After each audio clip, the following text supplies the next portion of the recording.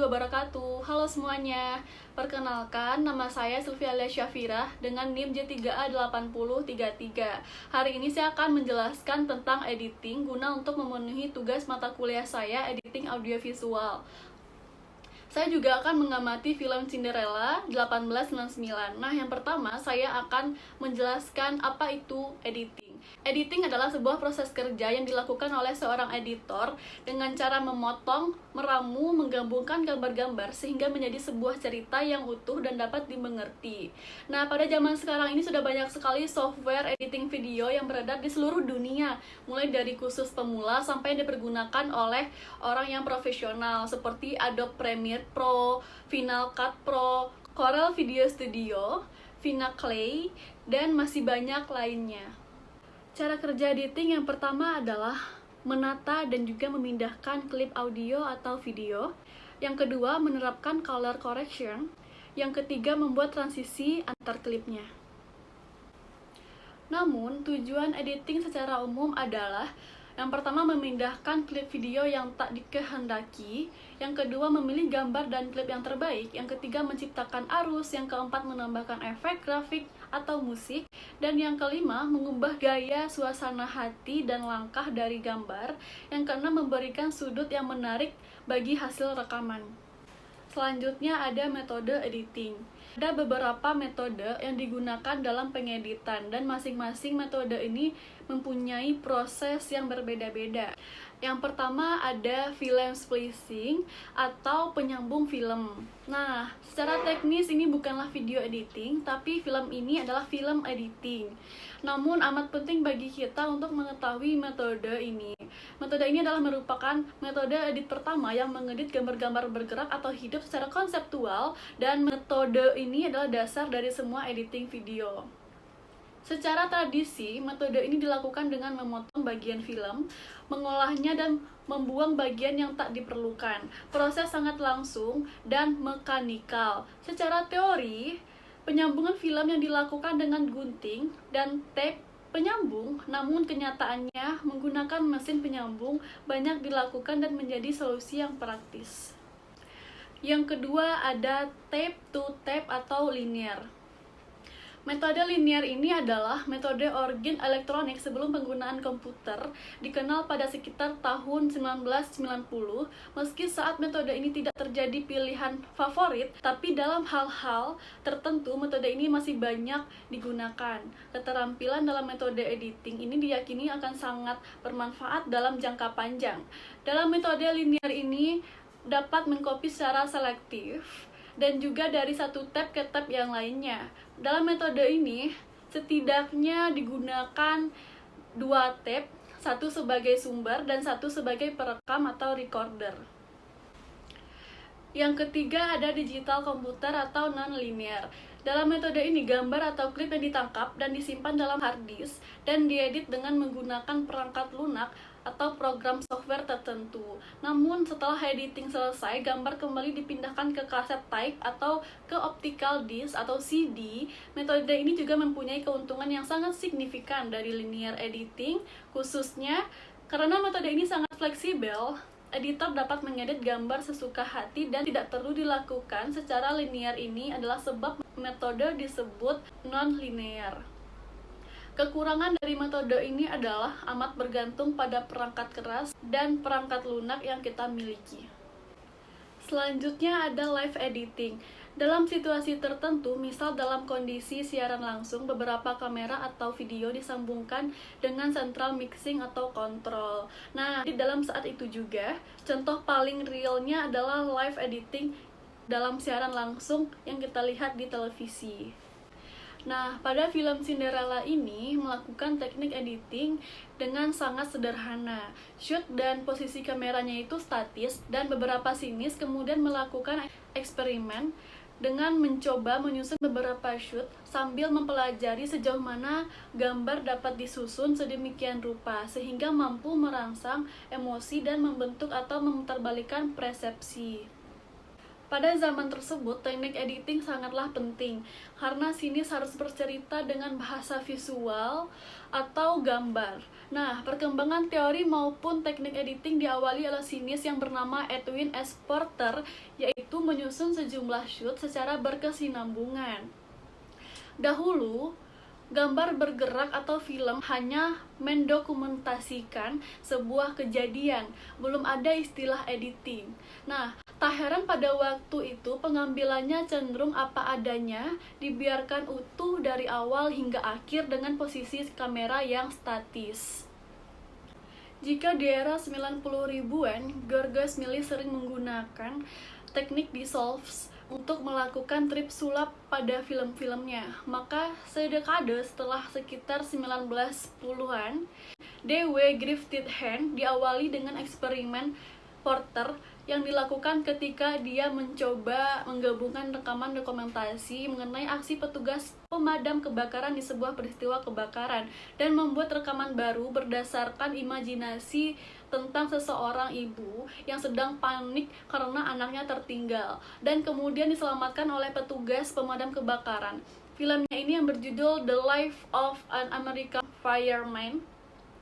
Kedua susunan dengan fakta dan fiksi itu disusun dengan sangat menarik. Dia berhasil membuat terobosan baru dalam metode Porter ini, kemudian dilanjutkan oleh D.W. Griffith yang mengembangkan paralel editing untuk menambah ketegangan adegan aksi dalam filmnya menjadi teori baru, yaitu penekanan dramatik atau dramatic emphasis. Nah, dia juga membuat variasi type shoot seperti long shoot, medium shoot, close up, cutaway, dan tracking shoot sebagai materi untuk melakukan teknik editing yang dianggap sebagai konstruksi dramatik atau dramatic emphasis. Di era 1920-an, teknik editing mencapai puncaknya melalui uji coba editing yang dilakukan oleh para sinis Rusia, salah satunya adalah Poduvkin, dengan lebih menekankan pada konstruksi editing. Juga bahkan menganggap aspek editing adalah unsur dasar pembentuk sinema. Eksperimen Poduvkin dapat dilihat dalam film Mother pada tahun 1926. Nah, dari metode ini dapat pemahaman bahwa editor dapat mengubah-ubah urutan shoot sesuai keinginannya. Dalam hal ini berpengaruh pada makna pesan yang disampaikan. Di era berikutnya adalah sinis Rusia, yakni Sergei Einstein, yang juga sangat terpengaruh oleh teori editing, Griffith, dan teori dialektika filsuf Karl Marx.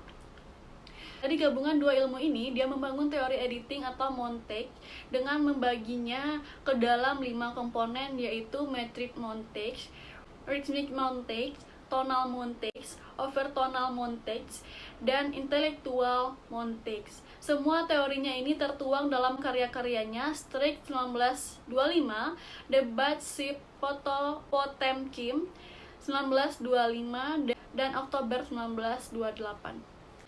Tentu saja, selain Einstein, ada sinis yang lain melakukan eksperimen penyuntingan gambar dengan maksud untuk membangun teknik kreatif dalam editing. Seperti Zavertov, dengan teori percobaan dari suatu kenyataan sesungguhnya, The Experiment of Realism. Alexander Dovzhenko dengan teori editing penggabungan visual yang disebut juga dengan editing by visual association, serta Louis Bethune dengan teori diskontinuitas atau visual discontinuity. Seperti Einstein, Benoit menggunakan dialektika editing untuk mengolah emosi penonton, seperti yang tampak pada film Unchained Angelo pada tahun 1929. Di sini Benoit memutarbalikkan harapan dan persepsi penonton dalam mengikuti alur ceritanya yang disusun. Selanjutnya ada beberapa istilah yang digunakan dalam editing. Yang pertama, capture the face adalah alat bantu atau perangkat keras yang mengubah atau mengkonversi video analog ke video digital. Yang kedua ada compressor encoded, adalah perangkat lunak atau program yang memadatkan atau menghilangkan kompres dan pemindahan untuk membuat ukuran video menjadi lebih kecil. Yang ketiga ada editing, proses mengubah dan memanipulasi serta mengumpulkan klip video, audio track, grafik, dan material lainnya menjadi satu paket, serta mengumpulkan paket tayangan yang menarik dan yang baik. Nah, selanjutnya itu ada Editing Decision Live atau IDL, daftar keputusan mengenai hal-hal yang dimasukkan dan dikeluarkan dalam proses editing. Yang kelima ada encoding, adalah proses mengubah klip video dalam format tertentu, misalnya format 3GP. Linear editing juga dikenal sebagai tape-to-tape editing, adalah suatu metode editing yang mengubah video klip dari tape satu ke tape lainnya sesuai dengan hasil yang diharapkan. Yang ketujuh ada non-linear editing, adalah suatu metode editing yang menggunakan perangkat lunak komputer untuk mengubah flip video. Yang kedelapan ada transisi. Transisi adalah jalan atau cara mengubah atau memadukan suatu shoot ke shoot yang lainnya. Yang kesembilan adalah post production, adalah segala sesuatu yang terjadi pada klip video atau audio yang direkam dan di syuting. Post production ini atau pasca produksi meliputi pekerjaan mengedit video dan audio, memberikan judul, membuat grafik dan efek serta menyesuaikan mengoreksi warnanya.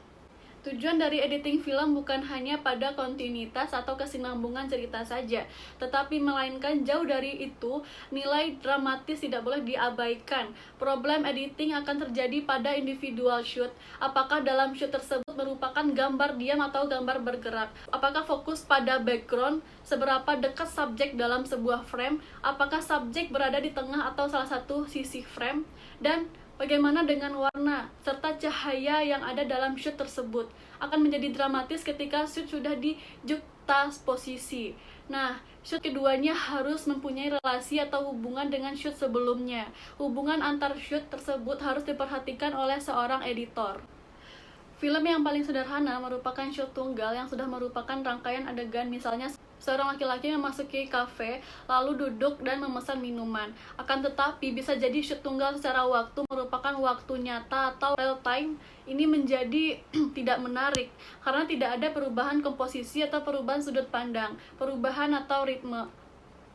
Kasus seperti ini yang menjadi perhatian Griffith untuk mencoba membuat apa yang dinamakan dengan dramatic time.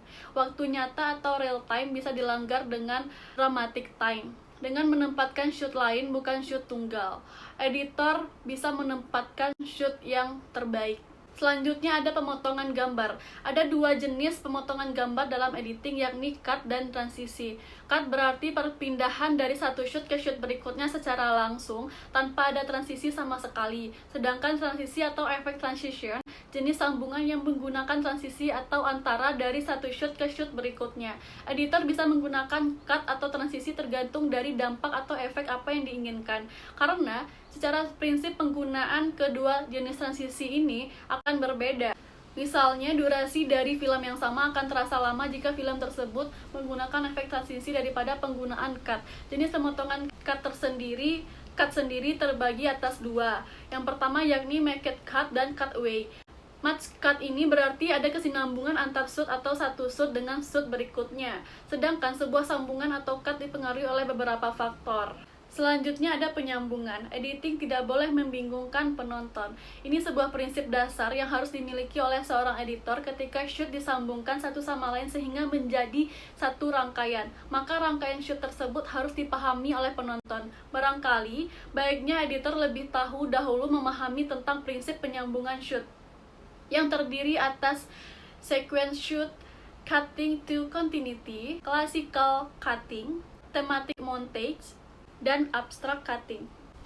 Pada film Cinderella ini, adegannya dibuat tanpa menggunakan pemotongan sama sekali atau no cut. Awalnya metode ini dilakukan karena pada awal sejarah film memang belum dikenal dengan teknologi serta prinsip editing. Satu adegan direkam dalam satu shoot tanpa ada interupsi cutting, maka pada satu film ini belum bisa dibuat dalam durasi yang panjang. Akan tetapi saat ini sepertinya dijadikan sebuah metode untuk pengambilan gambar secara khusus serta salah satu metode editing. Sutradaranya menerjemahkan naskah dalam bentuk bahasa visual. Sebetulnya bisa sih membuat berbagai treatment shoot dengan gagasan lainnya. Halo teman-teman semua, sekian penjelasan editing dari saya. Jika ada kesalahan kata, saya mohon maaf, dan jika ada penjelasan yang penting yang dapat kita aplikasikan dalam kehidupan sehari-hari, maka kita gunakanlah sebaik mungkin dan kita manfaatkan sebaik mungkin dalam rekrutmen pekerjaan yang akan kita gunakan nantinya. Dan saya Sylvia Alia Syafira, pamit undur diri. Wabillahi taufiq wal hidayah. Wassalamualaikum warahmatullahi wabarakatuh.